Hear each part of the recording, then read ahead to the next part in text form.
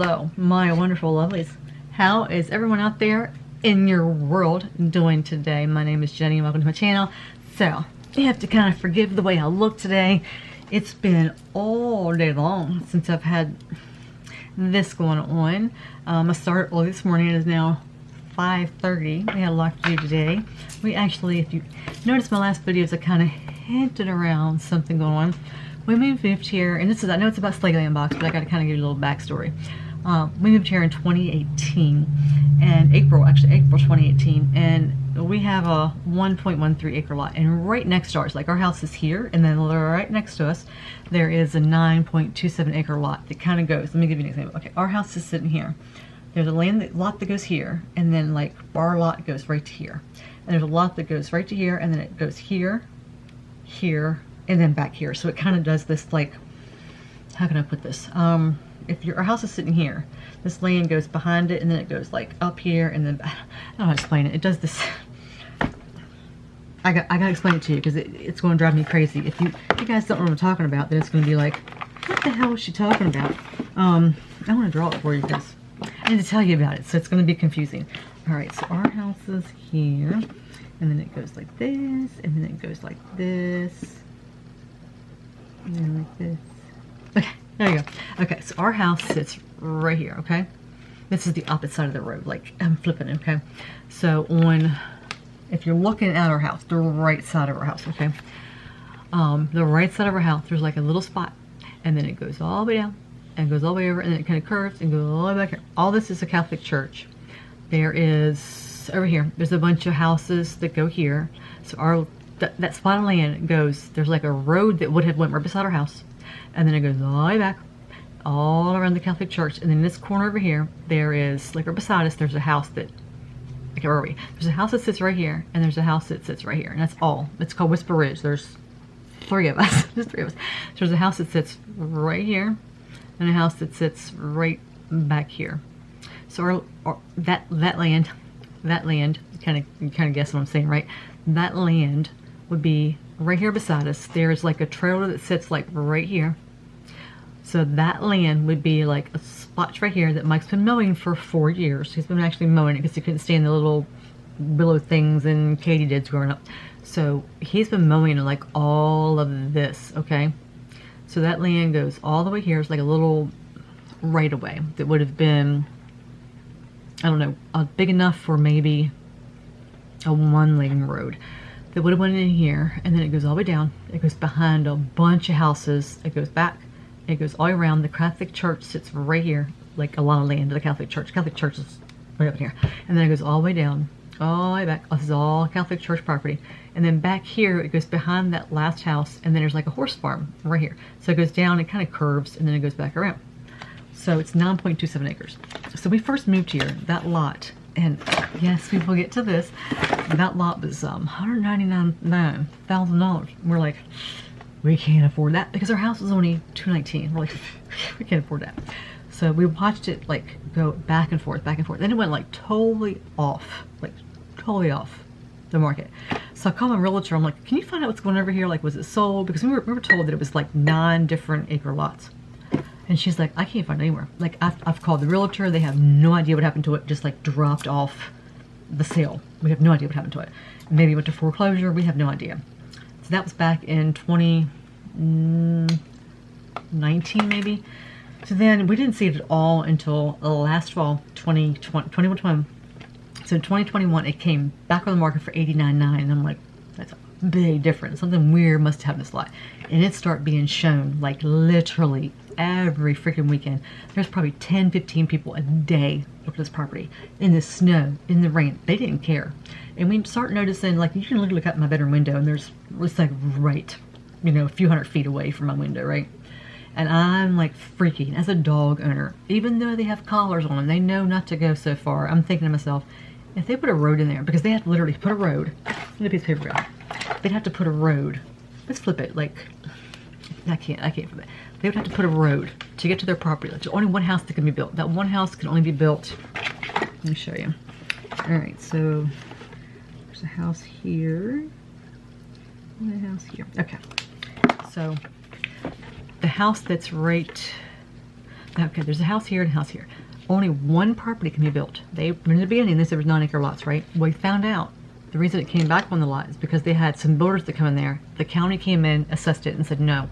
Only one house can be built back there. That's what turned everybody else off. The one house that can be built is right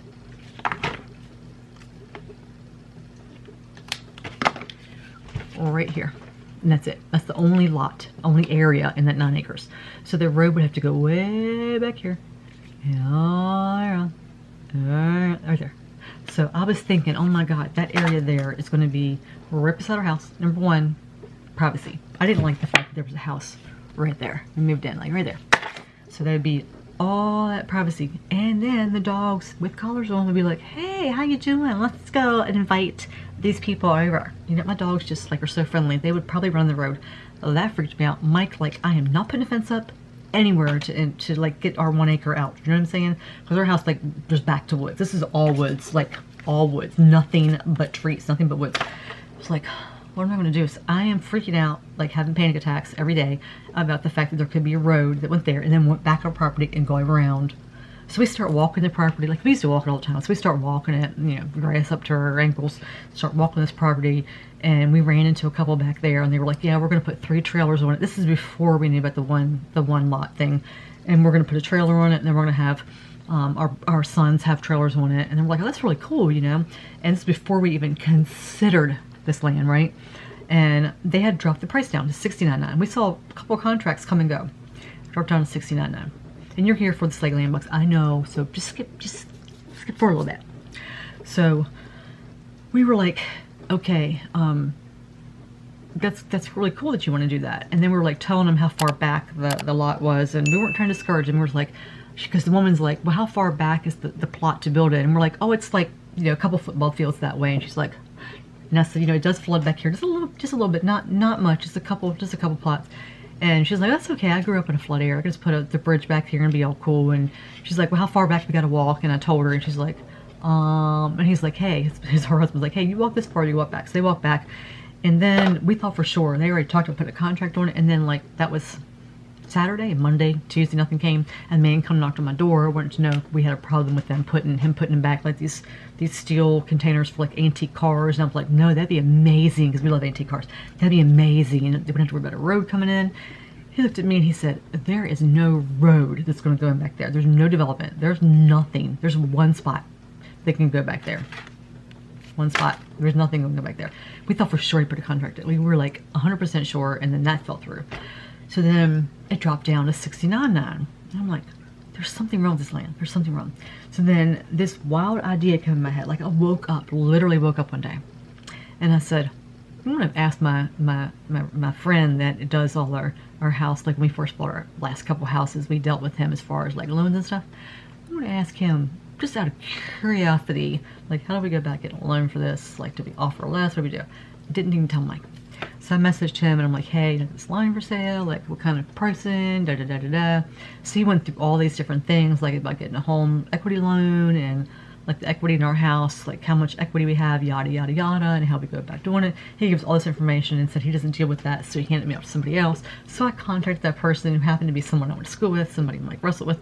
Long story short, I got back to Mike and he's like, well, yeah, it would add to our property because we don't have 10.5 acres then, and yeah, so, but I'm not giving him $169.9. I want to offer him 50. I'm like, he's not going to take that. So I talked to the realtor, and because we weren't going through our realtor, it was just like straight cash offer to the realtor, and with, you know, because we were going to get a loan, you know, we didn't have that much money. So he told me that the owner paid that much for that land because he bought it from the bank for two other people that owned it, that they had foreclosures on, things like that.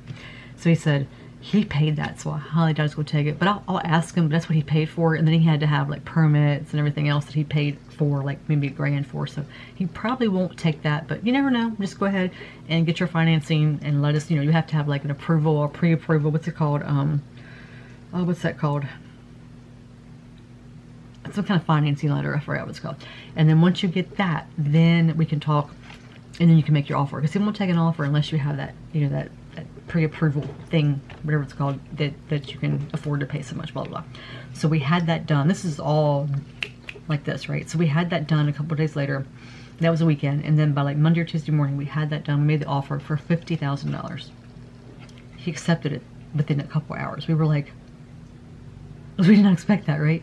Because number one, we were doing a home equity loan. He would not have to worry about, oh, my battery's going dead. Just hold that thought. Okay, I'm back. So you know what?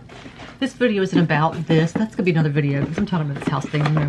So we're gonna do that different. So, which you already know by the title. So, anyway, so we did not expect him to take the 50, like at all. We did not. We didn't even tell anybody except my favorite friends. You guys knew who you were. We told them, but we didn't.